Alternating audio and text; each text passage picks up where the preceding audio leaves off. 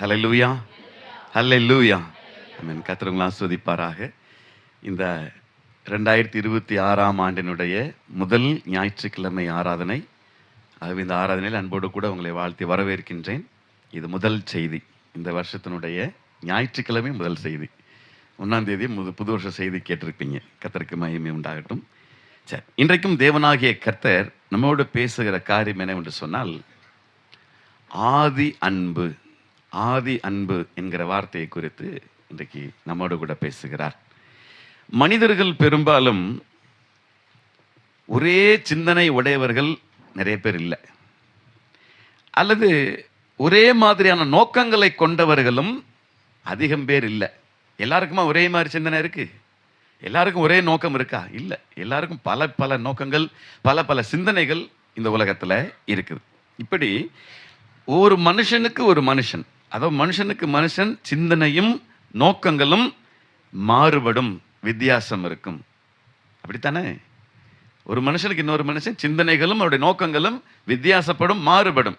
So அதுதான் இன்றைக்கு இருக்கிற உலகத்தின் நிலை. ஆகவே பொதுவான ஒரு கருத்தை மனிதர்களில் எல்லாருமே ஏற்றுக்கொள்வது என்பது கடினமான ஒன்று. ஒரு பொதுவான கருத்து இருக்கு, இதை எல்லா மனுஷரும் ஏற்றுக்கொள்ளணும் என்று சொன்னால் ஒரு சிலர் முரண்பாடு சொல்லுவாங்க. என்ன அவர் அப்படி சொல்லிட்டு இருக்காரு அப்படிம்பாங்க. அப்போ ஒரு பொதுவான கருத்தை எல்லா மனுஷரும் பெரும்பாலும் ஏற்றுக்கொள்வது இல்லை. நான் சொன்ன ஏற்கனவே பொதுவான கருத்து தான், ஆனால் எல்லாருனாலும் ஏற்றுக்க முடியாது. அதை ஒருத்தருக்கு நன்மை பயக்கும், ஒருத்தருக்கு அது தீமையாக இருக்கும், ஒருத்தருக்கு அது போராட்டமாக இருக்கும். ஒரு கடலை பார்ப்பதற்கு ஒருவன் சென்றான். அந்த கடலை பார்த்து கொண்டிருக்கும்போது அவன் கடலை பார்த்து அழுது கொண்டிருக்கிறான். என் குடும்பத்தை எல்லாம் விழுங்கி விட்டாயே, என் குடும்பத்தை எல்லாம் அடியோடு நாசமாக்கி விட்டாயே, உன்னை போல ஒரு பயங்கரமானவன் யாரும் இல்லை அப்படின்னு சொல்லி அழுது புலம்பிட்டு இருந்தான். இன்னொரு மனுஷன் நின்றுக்கிட்டு இருந்தான். கடல் தாயே, என் குடும்பத்தை வாழ்வழிக்க வந்த தெய்வமே, உன்னைனால தான் இந்த பூமியில் நான் வாழ்ந்துக்கிட்டு இருக்கிறேன், உன்னிலிருந்து தான் நிறைய பொருட்கள் நான் சேகரிக்கிறேன், தினந்தோறும் நான் உன்னிலிருந்து தான் நான் நிறைய வியாபாரங்கள் பண்ணுறேன், இன்னைக்கு பெரிய அளவில் இருக்கிறேன்னு சொல்கிறான். ஒரே கடல் தான், ஆனால் ரெண்டு பேருக்கும் வேற வேற விதமாக தெரியுது. இதே போல் நிறைய சொல்லிக்கிட்டே போகலாம். அப்போ ஒற்றை கருத்தை உடைய எண்ணங்களும் சிந்தனைகளும் ஒரு மனுஷனுக்கு மனுஷன் வித்தியாசப்படும் என்பது நாம் அறிந்து கொள்ள வேண்டிய ஒரு விஷயம். சரி, இன்னும் சொல்லப்போனால் ஒரு பொதுவான கருத்தை எல்லாரும் ஏற்றுக்கொள்வது என்று சொல்லும்போது அவர்களுடைய நம்பிக்கையை பொறுத்தே அது அமையும். அவர் என்ன நம்பிட்டு இருக்கிறாங்களோ அது மாதிரி தான் அவங்க செயல்படுத்தவும் முடியும் என்று வேதம் சொல்லுகிறது. சரி, அப்படி இருக்கும்போது இந்த உலகத்தில் ஒரே நம்பிக்கையோடு, இன்னும் சொல்லப்போனால் ஒத்த நம்பிக்கையுடைய பொதுவான கருத்து என்பது எதுவாக இருக்கும் என்று சொன்னால் அன்பு என்கிற அந்த 3 எழுத்து. இந்த அன்பு எல்லாருக்கும் பொதுவானது, அதை எல்லாருமே ஏற்றுக்குவாங்க. வேற வேற கருத்துல வேறுபாடு, சிந்தனையில் வேறுபாடு, நோக்கத்தில் வேறுபாடு இருந்தாலும் அன்புங்கிற ஒரு டைட்டில் வந்த உடனே அன்பு யாருமே மறுத்து பேச மாட்டாங்க. அதுதான் பொதுவான கருத்து. நீங்க எடுத்து வாசிங்க, அதுதான் ஆதி அன்பு என்று கர்த்தர் சொல்லுகிறார். பிலிப்பியர் புத்தகம், அப்போஸ்தலனாகிய பவுல் பிலிப்பியருக்கு எழுதின நிருபம் 2ஆம் அதிகாரம் 1, 2 ஆகிய வசனங்களை வாசிக்கலாம். ஆதலால் கிறிஸ்துவுக்குள் யாதொரு ஆறுதலும் அன்பினாலே யாதொரு தேறுதலும் ஆவியின் யாதொரு ஐக்கியமும் யாதொரு உருக்கமுமான பட்சமும் இரக்கங்களும் உண்டானால் நீங்கள் ஏக சிந்தையும் ஏக அன்பும் உள்ளவர்களாய் இருந்து இசைந்த ஆத்துமாக்களாய் ஒன்றையே சிந்தித்து என் சந்தோஷத்தை நிறைவாக்குங்கள் என்று கர்த்தர் சொல்லுகிறார். நீங்க எல்லாம் ஒரே காரியத்தை சிந்திக்கணும், ஒரே இசைந்த ஆத்துமாக்களாய் இருக்கணும், சந்தோஷத்தை நிறைவாக்கணும். இது கர்த்தர் விரும்புகிற ஒரு வார்த்தை. 13ஆம் வசனம் வரைக்கும் நீங்க வீட்டுல வாசிங்க. இப்ப 13 வாசிப்போம். ஏனெனில் தேவனே தம்முடைய தயவுள்ள சித்தத்தின்படி விருப்பத்தையும் செய்கையையும் உங்களில் உண்டாக்குகிறவராய் இருக்கிறார். அப்ப இந்த உலகத்துல பாவம் பிரவேசிப்பதற்கு முன்பதாக கடவுள் மனிதனோடு உறவாடி கொண்டிருந்தார். என்னைக்கு பாவம் உள்ள மனுஷனுக்குள்ள வந்துச்சோ அன்னைக்கு அவர் விலகிட்டார். அவர் தீமையை பார்க்காத சுத்த கண்ணர் என்று வேதம் சொல்லுகிறது. அப்ப பாவம் வராத வரையிலே மனுஷனோடு கூட உறவாடி கொண்டிருந்த அந்த உன்னதமான தேவன் மனுஷனுக்குள்ள வேறே சிந்தனை வந்ததுக்கு பிற்பாடு, வேறே நோக்கம் வந்ததுக்கு பிற்பாடு மனுஷனோடு அவர் நெருங்கவே இல்லை. ஏனென்றால் அதற்கு முந்தின அந்த நிமிஷம் வரையிலும், இவன் பாவத்துக்கு உட்படுகிற நேரத்திற்கு முன்பு வரையிலும் ஒரே இசைந்த ஆத்துமாக்களாக அவர்கள் இருந்தார்கள். ஒற்ற கருத்துடையவர்களாக இருந்தார்கள், ஒரே நோக்கமுடையவர்களாக இருந்தார்கள், ஒரே சிந்தையுடையவர்களாக இருந்தாங்க. ஆனா எப்போ மனுஷனுக்குள்ள அந்த வேறுபாடு வந்ததோ அன்னைக்கே பிரிஞ்சுட்டாங்க. இனி நீ இங்க இருக்கிறதுக்கு தகுதி இல்லை. ஏன்னா ஒற்ற கருத்து இல்லை, உனக்கு எனக்கு இல்லை. நான் சொன்னேன், நீ கேட்கல. இந்த தோட்டத்தில் இருக்கிற விருட்சத்தின் கனியில் எல்லாவற்றையும் நீ சாப்பிடலாம், ஆனால் இந்த விருட்சத்தின் கனியை மட்டும் சாப்பிட வேண்டாம், இதை புசிக்கும் நாளிலே சாகவை சாவா என்று சொல்லி இருந்தார். அது மனுஷன் கேட்டானா? கேட்டுக்கிட்டான். ஆனா சத்ருவானவன் பழைய பாம்பாகிய அந்த வலுசர்ப்பத்தின் அந்த தந்திரத்தோடும் வஞ்சகத்தோடும் அவன் வந்த பொழுது அந்த பிசாசு சொன்ன வார்த்தையை அவன் செவி கொடுத்து கேட்டுக்கொண்டான். ஏவாள்கிட்ட கேட்கிறான், கரெக்டா போய் ஏவாள்கிட்ட போய் கேட்கிறான், தேவனாகிய கர்த்தர் உங்களிடத்தில் ஏதாவது சொன்னது உண்டோ? ஆமாமா சொன்னாரு. என்ன சொன்னாரு? இந்த விருட்சத்தின் கனியை மட்டும் புசிக்க வேண்டாம்னு சொன்னாரு. நீ வேற, இந்த கனியை புசித்தா நீ அவர் மாதிரியே மாறிடுவ, அதனாலதான் வேண்டான்னு சொன்னாருன்னு சொல்ல. எவ்வளவு அந்த தந்திரமா வஞ்சகமா சொல்லிருக்கான் பாருங்க.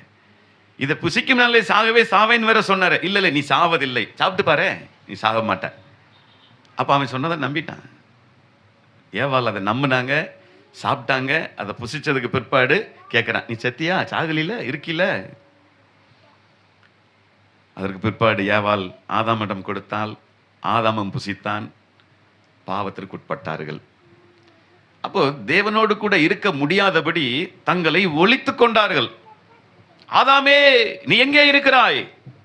சத்தமே வரல. தேடி வர்றாரு. ஏன்னா அந்த கருத்துல வேறுபாடு வந்துருச்சு, சிந்தனையில வேறுபாடு வந்துருச்சு. நீ சொல்லி நான் கேட்கிறதா? நீ எங்களை இவ்வளவு நாள் ஏமாத்தில வச்சிருந்த அந்த கருத்து வேறுபாடு வந்ததுக்கு பிற்பாடு அவன் போய் ஒளிந்து கொண்டான். ஆண்டவரே நான் ஒளிந்து கொண்டிருக்கிறேன். ஒளிஞ்சுக்கிட்டு இருக்கும் போதே அவருக்கு தெரிஞ்சிருச்சு, நான் வேண்டாம் என்று விளக்கின விருட்சத்தின் கனியை புசித்தாயோ. அதோட சாப்டர் முடிஞ்சு. கர்த்தருக்கு மகிமை உண்டாகட்டும். அப்போஸ்தலனாகிய பவுல் பிலிப்பியருக்கு எழுதுகிற பொழுது இந்த வார்த்தையை மையப்படுத்துகிறார். நீங்கள் ஏக சிந்தையும் ஏக அன்பும் உள்ளவர்களாய் இருந்து இசைந்த ஆத்துமாக்களாய் ஒன்றையே சிந்தித்து என் சந்தோஷத்தை நிறைவாக்குங்கள் என்று கர்த்தர் சொல்லி இருக்கிறார். அப்போ ஒன்றையே சிந்திக்கணும். அந்த ஒன்று என்னன்னா அதுதான் ஆதி அன்பு. என்றைக்கு இந்த அன்பிலிருந்து அந்த மனுஷன் விடுதலையாகி வெளியே வந்தானோ, தள்ளப்பட்டானோ, அந்த அன்பை நீ பெற்றுக்கொள்ள வேண்டும் என்று கர்த்தர் விரும்புகிறார். அதுதான் ஆதி அன்பு, மனுஷன் மேல் வைத்த அன்பு. அது என்ன தெரியுங்களா? என்னதான் நான் சொல்லி நீ கேட்காம போயிட்ட, என்ன இருந்தாலும் என்னை போல உன்னை உருவாக்கிட்டேன், அதனால உன்னை என்னால் அழிக்க முடியாது. அதுக்கு தீர்வு வேணா நான் சொல்லிடுறேன். அதுக்கு ஒரு தீர்வை சொல்லி அவர் தண்டனை கொடுத்து கீழே அனுப்பிச்சிட்டார். உன் வித்துக்கும் அவள் வித்துக்கும் பகை உண்டாக்குவேன், அவர் வந்து உன் தலை நசுக்குவார், நீ அவர் குதிங்கால் நசுக்குவாயின்னு வலுசற்பத்துக்கு ஒரு சாபத்தை கொடுத்தார். மனுஷனுக்கு ஒரு சாபத்தை கொடுக்கிறார். இன்ன வரைக்கும் நீ அழகா நீ சுத்திக்கிட்டு இருந்து சாப்பிட்ட, இனிமேல நீ வருத்தத்தின் அப்பத்தை தான் நீ சாப்பிடணும். நீ உன் நெற்றி வேர்வை நிலத்தில் விழுக நீ பாடுபட்டு உழைத்து சம்பாதித்து நீ சாப்பிட முடியும். பூமி உன்னிமித்தமாய் சபிக்கப்பட்டிருக்கும்ட்டார்.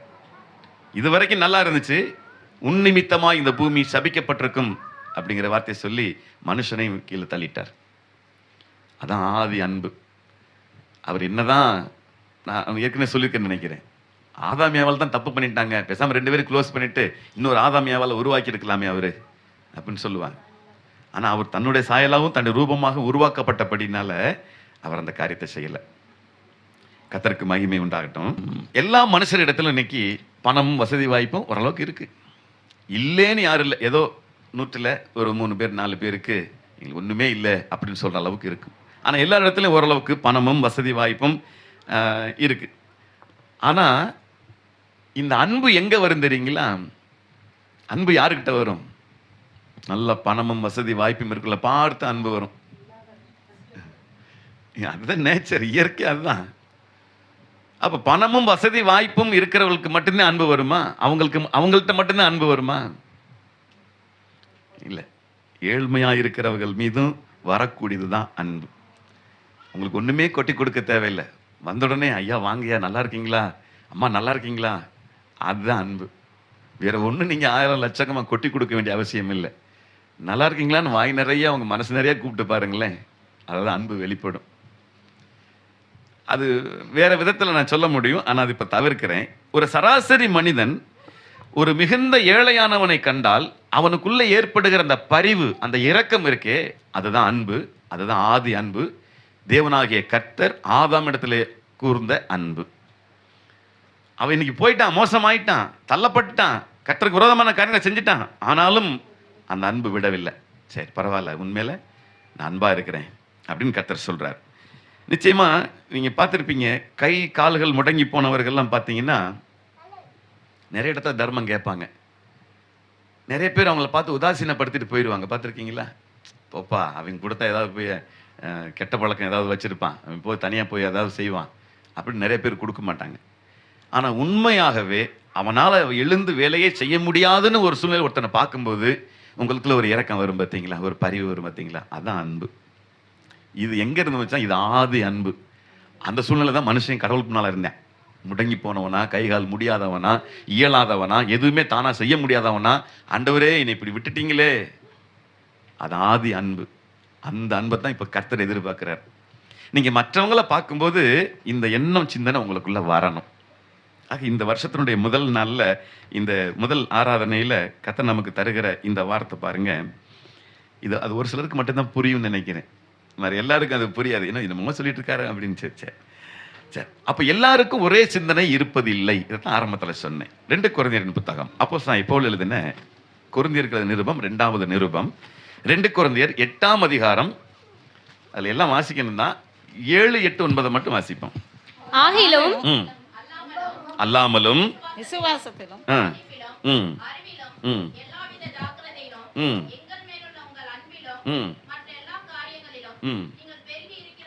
நீங்கள் பெருகி இருக்கிறது போல தர்ம காரியத்திலும் பெருக வேண்டும். மற்றவங்களுக்கு தான தர்மம் செய்யறதுலையும் பெருகணும். எங்க மேல நீங்க அன்பா இருக்கிறீங்க, கரிசனையா இருக்கீங்க, பரிவா இருக்கீங்க, இரக்கமா இருக்கிறீங்க, எங்களுக்கு எல்லாம் செய்றீங்க, எல்லாமே நல்லா நடக்குது.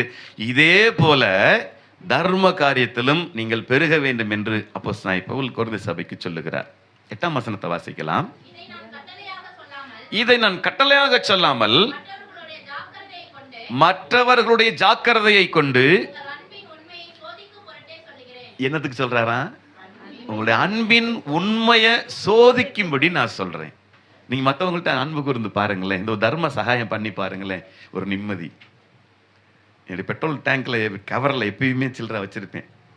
எப்பயும் அது குறைஞ்சபட்ச சில்லறை அதில் இருந்துகிட்டே இருக்கும். எங்கன்னு போய் வண்டி நிறுத்தினாலும், யார் அங்கே வந்து இயலாமன்னு கேட்டாலும் உடனே எடுத்து கொடுத்துருவான். அவங்க இந்த பாத்திரம் மருந்து பிச்சை கூட அதெல்லாம் கிடையாது. பாத்திரம் மருந்து பிச்சை கொடுன்னா அது வேற அர்த்தம். இல்லேன்னு உன்கிட்ட கேட்கிறவனிடத்துல கொடுன்னு தான் சொல்லியிருக்கிறார். அவன் கேட்கிறவன்கிட்ட கொடு, தாராளமாக கொடுங்க. அதைத்தான் அப்போஸ்தலனாகிய பவுல் கொரிந்து சபைக்கு எழுதும்போது இந்த வார்த்தையை மையப்படுத்துகிறார். 8ஆம் வசனம் மறுபடியும் வாசிங்க. இதை நான் கட்டளையாக சொல்லல, மற்றவருடைய ஜாக்கிரதையை கொண்டு உங்கள் அன்பின் உண்மையை சோதிக்கும் பொருட்டு நான் அதை சொல்றேங்கிறார். அது 9ஆம் வசனத்தை விளக்கம் நல்லா விளக்கம் சொல்றாரு. ஆமா, அவர் ஐஸ்வர்யம் உள்ளவரா இருந்தும் நீங்கள் அவருடைய தரித்திரத்தினாலே ஐஸ்வர்யவான்கள் ஆகும்படிக்கு உங்கள் நிமித்தம் தரித்திரர் ஆனாரே. அவர் யாரு? அவர் ஐஸ்வர்ய சம்பன்னர். பூமியும் அது நிறைவும் கர்த்தருடையது, வெள்ளியும் பொன்னும் என்னுடையது என்று கர்த்தர் சொல்லுகிறார். அப்படிப்பட்ட உன்னதமான தேவன் வானங்களையும் வானாதி வானங்களையும் சிங்காசனங்களையும் துரைத்தனங்களையும் அதிகாரங்களையும் அவர் சகலவற்றையும் தன் கையில் வைத்திருக்கிற தேவன். அவர் உங்களுக்காக தரித்திரராக பூமிக்கு வந்தார், நமக்காக தரித்திரராக இந்த பூமிக்கு வந்து இறங்கினார் என்று வேதம் மிக தெளிவாக சொல்லுகிறது. நம்முடைய நிமித்தமாகத்தான் அவர் தரித்திரர் ஆனார். அவர் ஐஸ்வர்ய சம்பன்னர். அவருக்கு என்ன சொல்றது, அவர் கையில இல்லாத பொருளே கிடையாது, எல்லாம் அவருக்குள்ள அடங்கி இருக்கு. சகலமும் அவரை கொண்டும் அவருக்கென்றும் சிருஷ்டிக்கப்பட்டது, எல்லாமே அவர் கையில இருக்கு. ஆனா நமக்காக தரித்திரராக இந்த பூமிக்கு வந்தார் என்று விளக்கம் காட்டப்பட்டிருக்கு கர்த்தருடைய பிள்ளைகளே. அப்ப இயேசு கிறிஸ்துவானவர் இந்த மனிதனுக்காக நான் ஏன் பாடுபட்டு மரிக்கணும்னு சொல்லியிருக்கலாமா இல்லையா? இந்த மனுஷனுக்காக நான் ஏன் போய் ஜீவனை கொடுக்கணும்? இவன் பாவம் பண்ணிட்டு போயிடுவேன், இவனுக்காக நான் போய் கல்வாரி சிலுவையில் தொங்கணுமா? கேட்டுக்கலாமா இல்லையா? ஆனா கேட்கல. ஏன்னா அதான் ஆதி அன்பு. பிதாவாகிய தேவன் அவர் கொடுத்திருந்த அந்த ஆதி அன்பு அவருக்குள்ள கிரியை செய்யும்போது சொல்றாரு, ஆண்டவரே பிதாவே தேவனே, கூடுமானால் இந்த பாத்திரம் என்னை விட்டு நீங்கட்டும், ஆனாலும் என்னுடைய சித்தத்தின்படி அல்ல, உங்களுடைய சித்தத்தின்படியே ஆகட்டும் என்று சரண்டர் பண்றார், ஒப்பு கொடுத்துறார். அதுதான் ஆதி அன்பு. அவர் நினைச்சிருந்தாருன்னா என்ன வேணாலும் செஞ்சிருக்கலாம். ஆனா அந்த அன்பு அவருக்குள்ள ஏவினபடினாலதான் நமக்காக இந்த பூமியில தரித்திரராயிருந்த நம்மை மீட்டு ஐஸ்வர்யம் ஆக்கும்படிக்கு, அவர் நிலையில கொண்டு போய் சேர்க்கும்படிக்கு அவர் ஐஸ்வர்யத்தை விட்டு தரித்திரராக இந்த பூமிக்கு வந்தார். வாசிங்க இன்னொரு வசனத்தை. 1 யோவான் புத்தகம் 4ஆம் அதிகாரம் 9ஆம் வசனத்தை ஒருத்தர் வாசிக்கலாம். 1 யோவான் புத்தகம் 4ஆம் அதிகாரம் 9ஆம் வசனம். தம்முடைய ஒரே பேரான குமாரனாலே நாம் பிழைக்கும்படிக்கு தேவன் அவரை இவ்வுலகத்திலே அனுப்பினதினால் தேவன் நம்மேல் வைத்த அன்பு வெளிப்பட்டது. தேவன் நம்மேல் வைத்த அன்பு வெளிப்பட்டது. அல்லேலூயா, அல்லேலூயா. இந்த வார்த்தை புரியுதா உங்களுக்கு? அதாவது தம்முடைய ஒரே பேரான குமாரனாலே இந்த பூமியில் இருக்கிற எல்லா மனுஷரும் பிழைக்கும்படிக்கு தேவனாகிய கர்த்தர் இயேசு கிறிஸ்துவை இவ்வுலகத்திலே அனுப்பினதினாலே தேவன் நம்மேல் வைத்த அன்பு வெளிப்பட்டது. யாராவது உங்க குடும்பத்துல பாவம் செஞ்சவங்களுக்காக பலியாக உங்களை அனுப்ப முடியுமா என்ன? அவன் விட்டுருப்பான், இனி போய் தண்டனை நினைச்சுக்க, யாராவது அனுப்ப முடியுமா நம்ம பிள்ளைங்கள? அவன் பாவி, அவன் தண்டனை அனுபவிக்க வேண்டியவன் தான், அதுக்கான குற்றம் செஞ்சிருக்கிறான் அப்படி நம்ம நியாயம் பேசுவோம். ஆனா ஆண்டவர் நியாயம் பேசலையே, தன் சொந்த குமாரனே அனுப்புறாரு. எப்ப அவங்களால ஒன்றும் செய்ய முடியாது, நீ போனா தான் அந்த பாவம் நிவர்த்தி ஆகும், உன் ரத்தம் சிந்தப்படணும், நீ கல்வாரி சிலுவையில் இப்படி பாடுபடணுங்கிறதுக்காகவே அவர் இந்த பூமிக்கு அனுப்பினார். அதனால தேவன் நம்மேல் வைத்த அன்பு வெளிப்பட்டது. அதான் கல்வாரி அன்பு, ஆதி அன்பு. நல்லா கவனமா பாருங்க. இந்த ஆதி அன்பும் கடைசி வரைக்கும் மறந்துடாதீங்க. கர்த்தருக்கு மகிமை உண்டாகட்டும். அது 1 யோவான் புத்தகம் 4ஆம் அதிகாரத்துல 7 வாசிங்களேன். 7 வாசி அப்புறம் 10க்கு வருவோம். பிரியமானவர்களே, ஒருவரில் ஒருவர் அன்பாயிருக்க கடவும், ஒருவரில் ஒருவர் அன்பாயிருக்க கடவும், ஏனெனில் அன்பு தேவனால் உண்டாயிருக்கிறது, அன்பு தேவனால் உண்டாயிருக்கிறது, அன்புள்ள எவனும் தேவனால் பிறந்து அவரை அறிந்திருக்கிறான். அப்ப அன்பு இருக்கிறவங்களாம் எப்படி பிறந்தாங்களாம்?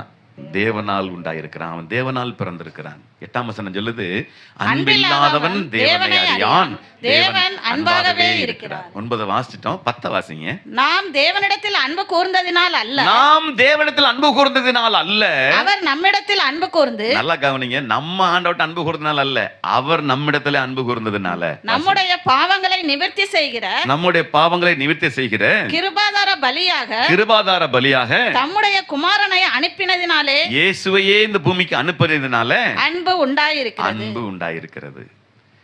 தன் சிநேகிதனுக்காக தன் ஜீவனை கொடுக்கிற அன்பிலும் பெரிதான அன்பு ஒன்றுமில்லை என்று வேதம் சொல்லுகிறது. யாராவது ஒரு ஒரு நல்லவனுக்காக ஒருத்தர் ஜீவனை கொடுக்க துணிவாங்க, அப்ப அவங்க அவர் நல்லவருங்க. நிறைய பேர் தீக்குளிக்கிறாங்க, எனக்கு கேள்விப்பட்டிருக்கீங்களா?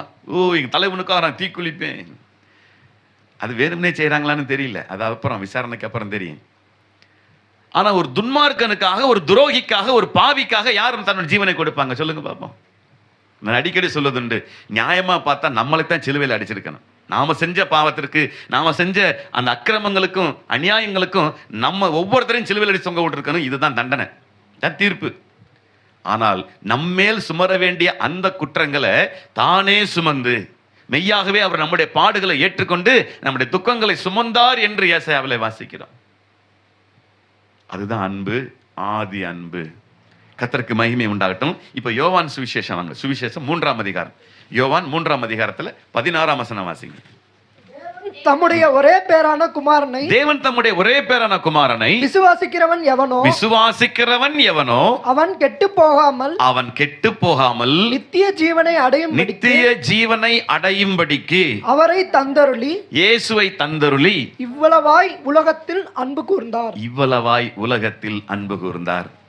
என்னதான் ஜனங்கள் பாவிகளா இருந்தாலும், தேவனுக்கு விரோதமான குற்றங்களை செய்திருந்தாலும், அவர் மனதுருகுகிற தேவனாய், அவர் எல்லாருக்கும் மன்னிப்பையும் ரட்சிப்பையும் மீட்பையும் வழங்குகிற தேவனாய் இருக்கிறபடினால, மனதுருக்கத்தின் தேவனாய் இருக்கிற அவர் தன்னுடைய சொந்த குமாரனை அனுப்பி பாவத்தை ஆக்கினைக்குள்ளாக தீர்த்தார் என்று வசனம் சொல்லுகிறது. அவர் நமக்காக ஜீவனையே தியாகமாய் தந்தவர். அதுல தான் ஆதி அன்பு வெளிப்படுகிறது. அவர் பேசாம போயிருக்கலாம், ஆனா அவருக்குள்ள இருந்த அந்த ஆதி அன்பு இந்த மனுஷனை மீட்க வேண்டும் என்ற அந்த எண்ணம் அவருக்குள்ளே வருகிறது. இது இன்னொரு இடத்துல நீங்க வாசிச்சு பாருங்க. ரோமருக்கு எழுதின நிருபம் 8ஆம் அதிகாரத்துல 28ஆம் வசனம் நினைக்கிறேன், வாசிங்க. ரோமர் 8:28 வாசிங்க. அன்றியும் அவருடைய தீர்மானத்தின்படி அழைக்கப்பட்டவர்களாய் தேவனிடத்தில் அன்பு கூறுகிறவர்களுக்கு சகலமும் நன்மைக்கு ஏதுவாக நடக்கிறது என்று அறிந்திருக்கிறோம். சகலமும் நன்மைக்கு ஏதுவாய் நடக்கிறது என்று அறிந்திருக்கிறோம். யாருக்கு எல்லாம் நன்மைக்கு நடக்குது? யார் உண்மையாகவே தேவனிடத்தில் அன்பு கூறுகிறார்களோ அவர்களுக்கு சகலமும் நன்மைக்கு ஏதுவாக நடக்கும் என்று பரிசுத்த வேதம் நம்ம கற்றுக் கொடுக்கிறது. அதுல அருமையான கர்த்தருடைய பிள்ளைகளை 12ஆம் அதிகாரம் எடுத்துக்கோங்க. ரோமர் 12 எடுத்துக்கோங்க. அதுல 9, 10 அப்படி நீங்க வரிசை கூட வாசிக்கலாம். உங்கள் அன்பு மாயமற்றதா இருப்பதாக அவர் எதிர்பார்க்கிறது என்னன்னா, உங்களுடைய அன்பு மாயமற்றதா இருப்பதாக. அப்படின்னு என்ன அர்த்தம்? ஒருத்தருக்கு ஒருத்தர் பார்க்கும்போது நீங்க பாருங்க, நிறைய நான் பார்த்துருக்கேன், நிறைய இடங்களுக்கு நான் போயிருக்கிறேன். பார்க்கும்போது சிஸ்டர் சோதர சிஸ்டர் நல்லா இருக்கீங்களா அப்படிம்பாங்க. போன உடனே யார் தெரியுமா போறாங்கல்ல, யாரு தெரியுமா அப்படிம்பாங்க. அப்படின்னா என்னவா? அப்ப இதுக்கு முன்னால பேசினது என்ன? வாய் நிறைய அப்படி சந்தோஷமா பேசுவாங்க. போனதுக்கு அப்புறம் இன்னொரு வார்த்தை சொல்லுவாங்க. அதுதான் உலகம். அதான் எல்லாருக்கும் ஒரே சிந்தனை இருக்கிறது இல்லை, எல்லாத்துக்குள்ளயும் ஒரே ஒரு அந்த நோக்கம் இருக்கிறது இல்லை பாருங்க. அதனால மனுஷனுக்கு மனுஷன் வித்தியாசப்படுது. எப்படியாவது உங்களை ஆண்டவரை போல மாத்திரணும்னு தான் சபை செயல்பட்டுக்கிட்டு இருக்கு. அதுக்காகத்தான் நம்ம சர்ச்சுக்கு வரோம். நம்ம ஆரம்பத்தில் கேட்டேன், எதுக்காக நம்ம சபைக்கு வரணும்? எதுக்காக இந்த இடத்துல வந்து ஒன்று கூடி நிற்கணும்? நம்ம அவரை போல மாற்றப்படணும். உங்க ஒவ்வொருத்தரையும் இயேசுவா மாத்துறது தான் கர்த்தருடைய வேதம் சொல்லுகிற வழிமுறை. எல்லாருமே அவரை போல அன்பா இருக்கணும். அது கர்த்தருடைய வார்த்தை நீங்க வாசிச்சீங்கன்னா நிறைய புதிய ஏற்பாட்டில் சொல்லியிருக்கிற அந்த வார்த்தைகள்லாம் ஆச்சரியமா இருக்கும். அவர் மயிர் கத்திரைக்கிறவனுக்கு முன்பாக சத்தமிடாது இருக்கிற ஆட்டை போல ஒன்றும் பேசாது இருந்தார். அவர் ஏதாவது பேசியிருந்தாருன்னா என்ன ஆயிருக்கும் பாருங்க. அவர் அடிக்கிறவனுக்கு தன்னை ஒப்பு கொடுத்தாருன்னு இருக்கு. சவுக்கில் அடிக்கிறாங்க, ஒன்றும் பேசல. கன்னத்தில் அடிக்கிறாங்க, ஒன்றும் பேசல. காரி துப்புறாங்க, அப்பயும் ஒன்றும் பேசல. சகித்து கொள்ளுகிறார். உங்க முகத்தில் யாராவது காரி துப்பட்டும் பார்ப்பான். 2 ஊர் 2, 3, 4 ஊரா உடஞ்சிரும். ஒரே ஊருக்குள்ள பிரிஞ்சு 2 ஊரா பிரிஞ்சு போயிடும். வீட்டு சண்டை, ஊர் சண்டையாகி, ஊர் சண்டை பக்கத்து ஊர் சண்டையாகி, அப்புறம் பெரிய தர்ணா போராட்டம் அது இதுன்னு ஆகி போயிடும். ஏன்னா என்னடனா காலை மிதிச்சுட்டு போயிட்டாங்க, எச்சித்து போயிட்டாங்க, அவ்வளோதான். இதில் போட்டு உடஞ்சி போயிடும். அப்போ சொல்றாரு, நீங்க என்னைக்கு நீங்க காரி துப்புன எச்சியை கூட தொடச்சிட்டு பேசாம போறீங்களா, அன்னைக்கு தான் உங்களுக்குள்ள இயேசு உருவாகிறாரு. அன்னைக்கு தான் அந்த அன்பு வெளிப்படும். கேட்க கஷ்டமா தான் இருக்குது, உண்மைதானே? இதெல்லாம் ப்ராக்டிக்கலாக பார்க்கும்போது கொஞ்சம் கஷ்டமாக தான் தோணும். ஆனால் வரணும், பயிற்றுவிக்கப்படணும். நிச்சயமா என்னுடைய 15 வயசு எனக்கு 15 வயசுலேருந்து எனக்கு அந்த அனுபவத்துக்குள்ள இருக்கிறேன் நான். எத்தனையோ பிரச்சனைகள், எத்தனையோ போராட்டங்கள், எத்தனையோ விதமான ஏமாற்றங்கள், தடம் மாறின பாதைகள் எல்லாம் ஒவ்வொன்றும் ஒவ்வொரு பாதையும் அனுபவப்படுத்தி கொடுத்துச்சு, அனுபவப்படுத்தி கொடுத்துக்கிட்டே இருந்துச்சு. யார் எப்படிப்பட்டவங்க இதெல்லாம் நம்ம ஆண்டோட்ட கேட்பேன். அப்பா இப்படி இருக்காங்களே, என்னப்பா செய்யறது? நீ விட்டுட்டு வா, நீ என் வேலையை செய்வா. அதெல்லாம் பார்த்துட்டு இருந்தீங்கன்னா வாழ முடியாது. அவங்களுக்காக ஜெபம் பண்ணு, அவ்வளவுதான். கர்த்தருக்கு மகிமை உண்டாகட்டும். அந்த வார்த்தையை கேட்டு கேட்டு கேட்டு பழகி கிட்டத்தட்ட எனக்கு இந்த 33 ஆண்டுகளுக்கு மேல ஆகுது நான் இந்த ஊழியத்துக்குள்ள வந்து. அப்போ இந்த வார்த்தைகள் ஒவ்வொன்றும் அந்த தேர்தல், அந்த ஆறுதலையும் தேர்தலையும் கொடுத்து பயிற்றுவித்து இன்னைக்கு என்ன பண்ணாலும் எனக்கு ஒன்றும் என்ன செய்யறது, அந்த சூடு சொரண மானம் வைக்கிறோம் அதெல்லாம் இருக்கு. நீ பேசிட்டு போப்பா, அவ்வளோதான். வேற என்ன செய்ய? கோவப்படுறதுனால ஒன்றுமே செய்ய முடியாது, கவலைப்படுறதுனால ஒன்றும் செய்ய முடியாது. கவலைப்படுகிறதுனால எவன் தன் சரீர அளவோடு ஒரு முளத்தை கூட்ட முடியும்? கவலைப்படுறதுனால அங்கே ஒரு முளம் உயர்ந்துருவீங்களா? யாரும் வளர்ந்துருவீங்களா? என்ன வளர முடியாது. எதுக்கு கவலைப்படுறீங்க? கர்த்தருக்கு மகிமை. இன்னொரு வார்த்தை நீங்க வாசிங்க, உங்களுக்கு அது புரியும் நினைக்கிறேன். 10ஆம் வசனத்துல வாசிச்சீங்களா? சகோதர சிநேகத்திலே ஒருவர் மேல் ஒருவர் பட்சமாய் இருங்கள். சகோதர சிநேகத்துல ஒருத்தருக்கு ஒருத்தர் பாருங்க, சகோதர சிநேகமா, ஐயோ என் உடன்பிறப்பு, என் கூட பிறந்தவன், என் கூட பிறந்தவர், அந்த சகோதர சிநேகத்துல ஒருவர் மேல் ஒருவர் பட்சமா இருங்கள். கனம் பண்ணுகிறதிலே ஒருவருக்கொருவர் முந்திக் கொள்ளுங்கள். கனம் பண்ணுகிறதுல ஒருவருக்கு ஒருவர் முந்திக் கொள்ளுங்கள்ங்கிறார். அப்படின்னா என்னவா? பிரைஸ் லார்ட் சொல்றதுக்கும் ஸ்தோத்திரம் பிரதர் அப்படிங்கிற முந்திக்கங்கிறாரு. அவங்க உங்களுக்கு சொல்றதுக்கு முன்னால் நீங்க சொல்லிருங்கிறாரு. கனம் பண்றதில்ல ஒருத்தர் வாங்க வாங்க நல்லா இருக்கீங்களா அப்படின்னு கேட்கறதுல முந்திக்கங்கிறாரு. இன்னைக்கு பெரும்பாலும் பார்த்தீங்கன்னா குடும்ப உறவுகளில் நிறைய பிரச்சனைகள் இருக்கும். பிரச்சனை இல்லாத குடும்பம் எங்கேயுமே இல்லை. எல்லா குடும்பத்திலும் ஏதாவது ஒரு பிரச்சனை, சிக்கல், போராட்டம் இருக்குதான் செய்யும். சில குடும்ப உறவுகளில் வேண்டாம்னு விலக்கி வச்சிருவாங்க. அவனை இனிமேல் கூப்பிடவே கூடாதா, இனிமேல் கூட மூஞ்சிலே முழிக்கூடாதா அப்படின்னு பேசி வச்சிருப்பாங்க. ஆனால் குடும்பத்தில் ஏதாவது ஒரு நல்ல காரியம் கெட்ட காரியம் நடக்கும்போது அவங்களத்தான் தேடுவாங்க. என் உடன்பிறப்பு வந்திருக்கானா? உண்மையா இல்லையா? அதான் விஷயம், அதான் உண்மை. என்னதான் குடும்ப உறவுகளை வேண்டான்னு நம்ம ஒதுக்கி வச்சிருந்தாலும் அந்த கெட்ட காரியம் ஒரு நல்ல காரியம் நடக்கும்போது கண்ணு தேடும். எங்க வீட்டில் இருந்து யாராவது வந்திருக்காங்களா? நான் சொல்றேன், இதுதான் ஆதி அன்பு. அல்லேலூயா. இந்த உள்ளுக்குள்ள இருக்கு பார்த்தீங்களா? இதுதான் ஆதி அன்பு. சுருக்கமா சொன்னா அதுதான், வேற ஒண்ணுமே இல்லை. இந்த அன்பை தான் அவர் எதிர்பார்க்கிறார். என் பிள்ளை என்கிட்ட வந்துட மாட்டானா? என் பிள்ளை என்கிட்ட மனம் திரும்பி வந்துட மாட்டானா? இதை எதிர்பார்க்கிறார். இதுதான் ஆதி அன்பு. அருமையான கர்த்தருடைய பிள்ளைகளே, இதுக்கு நிகர் ஒண்ணுமே இல்லை. இதுக்கு இணை ஈடு இணை எதுவுமே இல்லை. இந்த அன்புக்கு ஈடு இணை எதுவுமே சொல்ல முடியாது. சரண்டர் ஆயிரும். நீ எவ்வளவு பெரிய அவன் உனக்கு துரோகம் பண்ணியிருந்தாலும் சரி, உன் வீடு தேடி வந்து தம்பி அண்ணா அப்படின்ட்டாக்கு நீங்க சும்மா இருந்துருவீங்களா? போடான்னு சொல்லிடுவீங்களா? மனம் திரும்பி வந்திருக்கிறானேன்ட்டு கட்டி பிடிச்சு அழ மாட்டீங்களா என்ன? அதுதான் ஆதி அன்பு. மனசுக்குள்ள ஏதோ ஒரு இடத்துல இருக்குது, ஆனா வெளியில வர மாட்டேங்குது. அவன் செஞ்சதெல்லாம் நினைச்சு பார்த்தா அப்படின்னா அப்படியா நினைச்சேன்னா நிச்சயமா மாற முடியாது. நிச்சயமா அந்த ஒரு மனமாற்றம் வராது. அந்த ஆதி அன்பு வெளிப்படாது. ஏதோ விஷயம் சொன்னது போல உள்ளுக்குள்ள தூங்கிட்டு இருக்கிற மிருகத்தை, ஆமா அது ஒரு மிருகம் தான், நம்மளே மிருகம் தான் சொல்ல போன. கர்த்தருக்கு மகிமை உண்டாகட்டும். சரி, செய்திக்குள்ள போயிடுவோம். நீங்க இன்னொரு வசனத்தை எடுத்து வாசிங்க பார்ப்போம். ரோமர் 12ல் நீங்க 11லேருந்து 18 வரைக்கும் குறிச்சுக்கங்க. 11லேருந்து 18 வரைக்கும் குறிச்சுக்கங்க. அதில் 14 மட்டும் வாசிங்க. இப்ப நேரம் இல்லை. உங்களை துன்பப்படுத்துகிறவர்களை ஆசீர்வதியுங்கள். இதுதாங்க ஆதி அன்பு. உங்களை துன்பப்படுத்தினா அவங்களை ஆசீர்வதிங்க, பிளஸ் பண்ணுங்க. நீ நல்லா இருப்பா, நீ நல்லா இரு. அடுத்து ஆசீர்வதிக்க வேண்டியதே அன்றி சபியாதிருங்கள். ஒரு நேரம் அதை செஞ்சிடாதீங்க. நீங்க ஆசீர்வதிக்கலைனாலும் கூட விட்டுருங்க, சபிக்காம இருங்க. நீலாம் இப்படி போயிடுவடா, நீலாம் அப்படி ஆயிடுவடா, தயவுசெய்து அதை சொல்லாதீங்கிறாரு.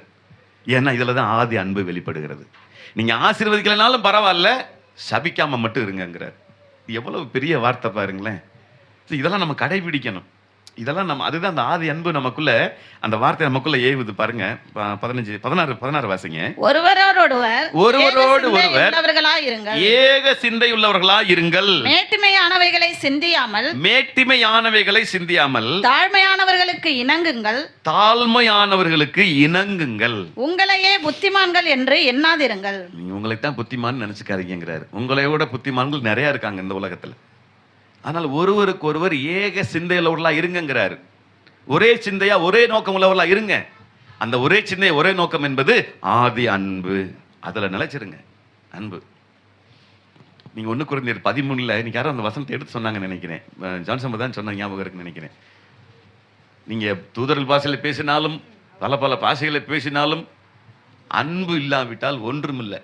சத்தமிடுகிற வெண்கலத்தை போல ஓசுகிற கைத்தாளம் போல தான் இருப்பீங்கன்னு 1 கொரிந்தியர் 13ல் நீங்க முழுக்க வாசிங்கன்னா அன்பின் அதிகாரம், அன்பு எப்படிப்பட்டதுன்னு சொல்லியிருக்காங்க. அன்பு இல்லைன்னா ஒண்ணுமே இல்லை. நீ எவ்வளவு பேர் யாரா இருந்தாலும் சரி, அவனுக்குள்ள அன்பு இல்லைனாக்கு ஒண்ணுமில்லை. இது கர்த்தருடைய வார்த்தை. பாருங்க 17, 18 வாசிங்க.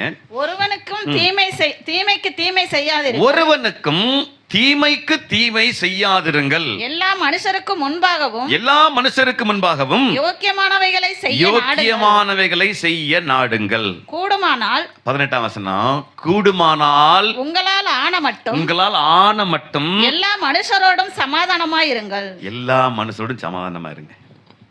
இதுலதான் ஆதி அன்பு வெளிப்படுகிறது. கூடுமான மட்டும். உங்களால் ஆன மட்டும் முடிஞ்ச வரைக்கும் எல்லார்ட்டையும் சமாதானமா இருக்குங்கிறார். ஆனா அதுதான் கொஞ்சம் கஷ்டம். மனசார நம்மளை இப்படி நடு ரோட்ல விட்டுட்டு போனவன் மேல எப்படி நமக்கு அன்பு வரும்? வருமா?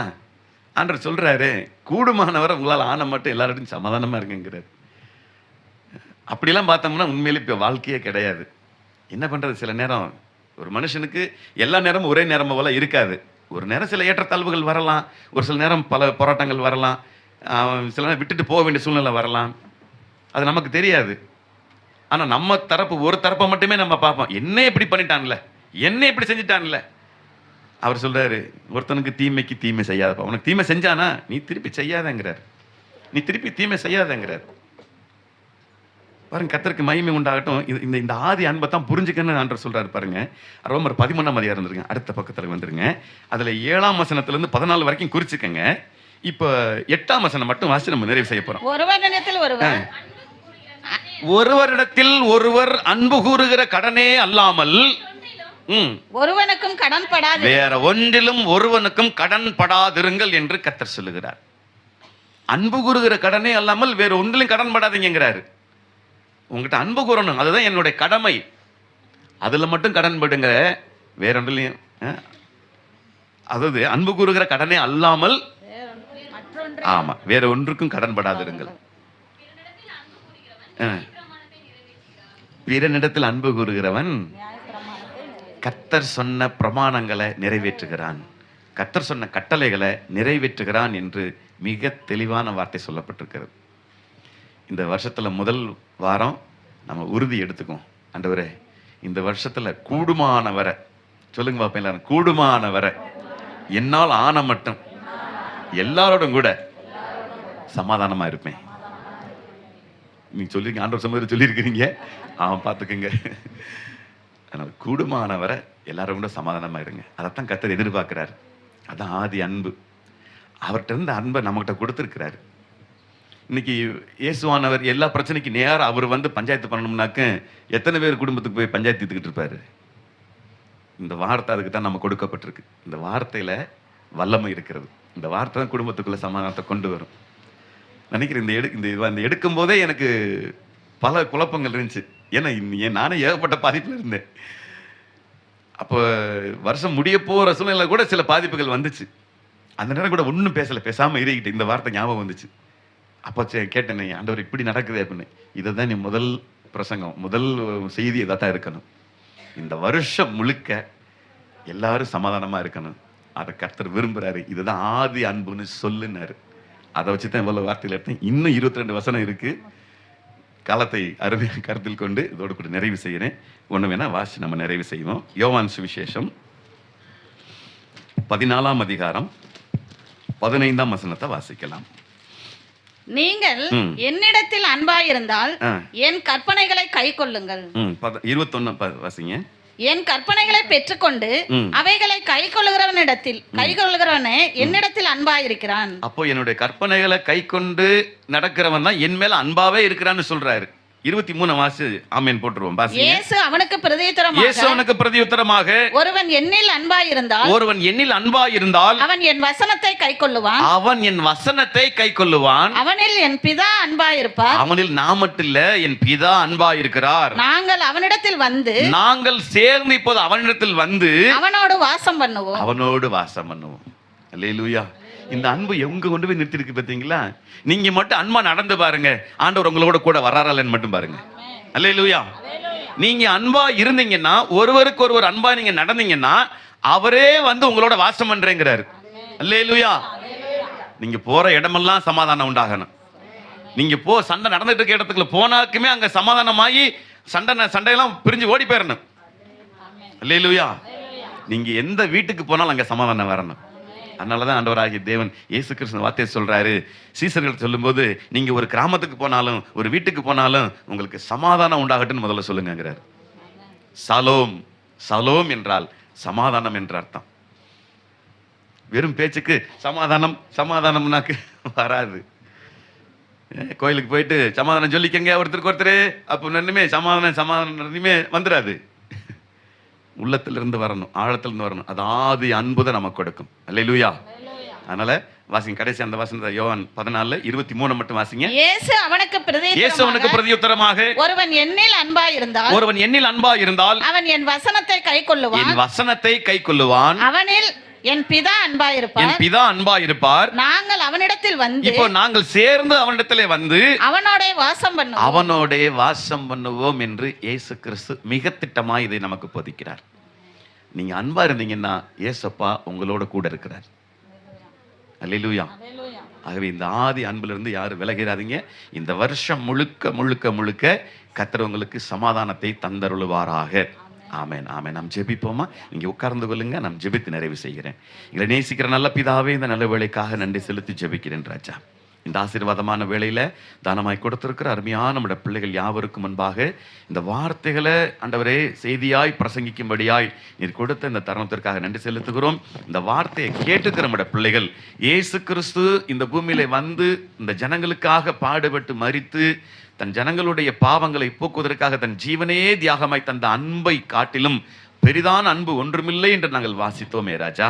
அதன் பிரகாரம் யாரெல்லாம் இந்த வசனத்தை கை கொள்ளுகிறார்களோ அவனிடத்திலே கர்த்தர் வாசமா இருப்பார் என்று சொல்லப்பட்ட வார்த்தை நிறைவேறும்படிக்கு இந்த நாள் துவங்கி இந்த வருஷம் முழுவதிலும் இதை கேட்ட இந்த வார்த்தைகளை கேட்ட இந்த வசனங்களை கேட்ட அத்தனை பேருக்குள்ளாகவும் தேவ சமாதானம் கிரியை செய்வதாக நாங்கள் ஜெபிக்கிற ராஜா. கர்த்தாவே உம்முடைய கரத்தில் ஒப்பு கொடுக்கிறோம். நீர் மிகுந்த பலனை தருகிற கர்த்தராக இருக்கிறபடினால உம்முடைய கரத்தில் எங்களை ஒவ்வொருத்தரையும் தாழ்த்து அர்ப்பணிக்கிறோம். விசேஷமா இன்றைக்கு புதிதாய் கடந்து வந்திருக்கிற எல்லா கர்த்தருடைய பிள்ளைகளையும் அவருடைய குடும்பங்களையும் கர்த்தர் ஆசீர்வதிப்பீராக. தொடர்ந்து வழிநடத்தி பலப்படுத்தி ஆளுகை செய்யும்படி எங்கள் மீட்பொரு இரட்சகருமாய் இருக்கிற கர்த்தராக இயேசு கிறிஸ்துவின் நாமத்தில் உம்முடைய திருப்பாதத்துக்கு நேராக இந்த விண்ணப்பங்களை ஏறெடுத்து வேண்டிக் கொள்கிறோம். இயேசு நாமத்தில் ஜெபிக்கிறோம் எங்கள் பரலோகத்தின் நல்ல பிதாவே. ஆமென், ஆமென்.